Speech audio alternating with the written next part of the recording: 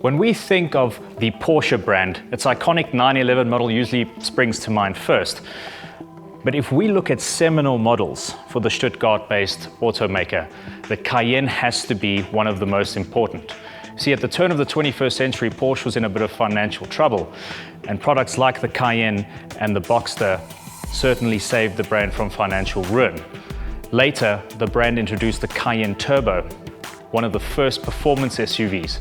Fast forward a few decades, and the performance SUV is big business, with all the premium automakers offering some form of performance SUV. The Cayenne Turbo is nothing new for Porsche fans. However, there are several iterations of the Cayenne Turbo. Take the GTS, for example. While it doesn't feature the turbo suffix, it is essentially a slightly louder, more brash version of the Turbo that is slightly slower, but more attainable at the same time. Then you get the Cayenne Turbo SE Hybrid, which is for the more eco-conscious among us who also want performance. But now, there's a Cayenne that's been fettled with by the famous GT division, responsible for products such as the GT3 RS, GT2 RS, and so forth.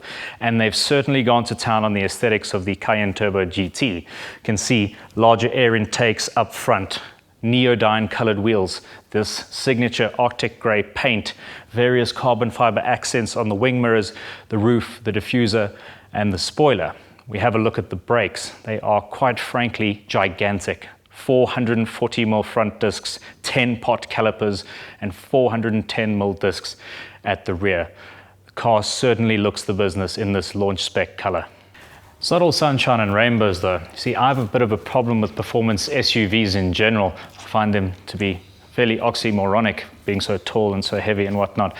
This one is a coupe style SUV, which is pretty much doubly as bad for me, and it's unfortunately only available with a coupe body style. You do get a very cool titanium exhaust though. It saves 18 kilograms versus the standard unit on the Turbo, and I'm so kind as to polish it for you guys too.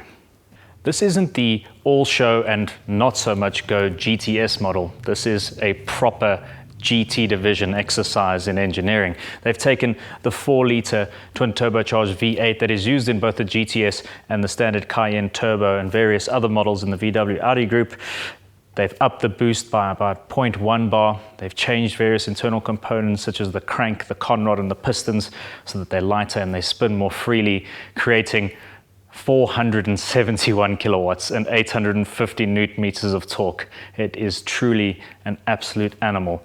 The 8-speed torque converter gearbox had to be upgraded as a result. It also features faster shifting, while the transfer case now has an additional cooler to cope with the added performance of the GT. The interior of the Turbo GT is pretty standard Cayenne fare.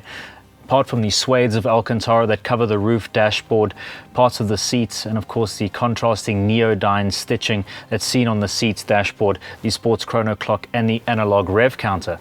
There's also 2 individual back seats instead of a rear bench, and there's also a handy storage area between those back seats. But that's not really what this car is about. You see, the Turbo GT is a project from the GT division aimed at creating the world's fastest internal combustion powered SUV. So let's head out on the roads and see what it's got.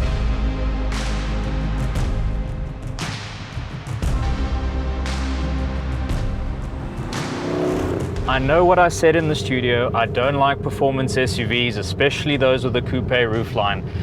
But when they're developed by someone or a team from the Porsche GT division, apparently I do. This thing is an absolute riot to drive. Listen to that.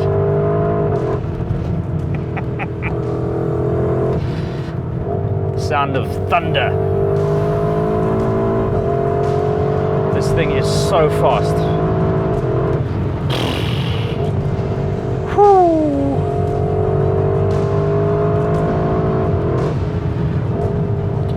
Gets me is not necessarily the braking or the straight line speed, it's the handling.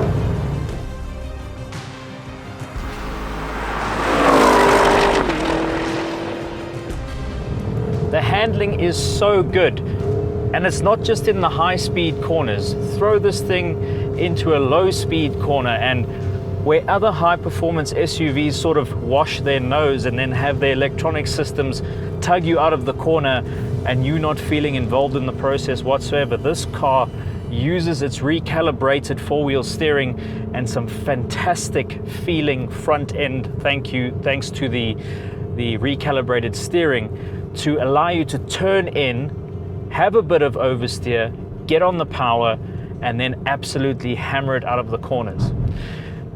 This SUV has lapped the Nürburgring Nordschleife, for those who care, in 7 minutes 39 seconds. It's roughly the same time it took a Ferrari 458. Now I know this car is turbocharged, but that's a Ferrari 458. That's a mid-engine V8 supercar. It is mighty, mighty impressive.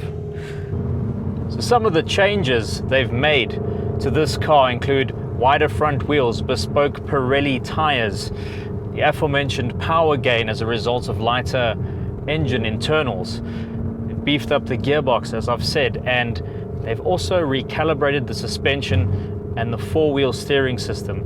The result is one of the best handling SUVs I have ever come across in my life. It is just absolutely phenomenal. I know this car shares a platform and many of its components with the likes of a Lamborghini Urus and the Audi RS Q8, but having experienced those cars, I can tell you that the GT division has done something very special with this car.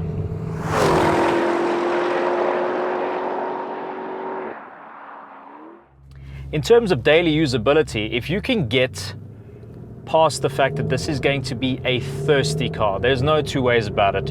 I'm averaging about 20 liters per 100 kilometers, but then again, if you can afford the 3.35 million rand sticker price before options, I don't think the price of fuel is going to bother you too much. And from a daily driving perspective, the suspension setup, despite being set up for a more sporty appeal and having the dampers and the anti-roll bars and various bushings in the suspension changed, they've managed to retain some semblance of comfort overall. This isn't an overly hard car, particularly if you switch the driving mode to normal. You can even, if you're a psycho, turn the active exhaust on if you don't like the sound of the V8, and you can have quite a quiet and refined product on your hands. And that's really, I suppose, the benefit of the performance SUV in that regard, is its ability to be quite fast and to also be a daily drivable car if you, as I mentioned, have the funds to fuel the thing. But it is mighty impressive and a very impressive engineering exercise.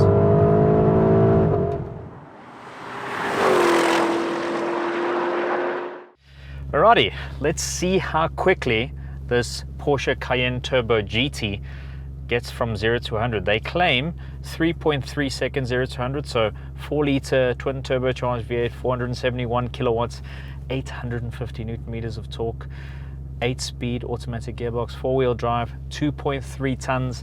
It's quite a hefty thing. So let's build the boost, get this thing going. Ooh. Wow. How's that sound?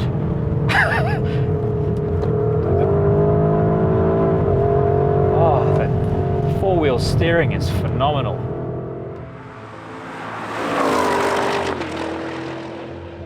So what's my conclusion of the Porsche Cayenne Turbo GT? Well, if I had to have a performance SUV,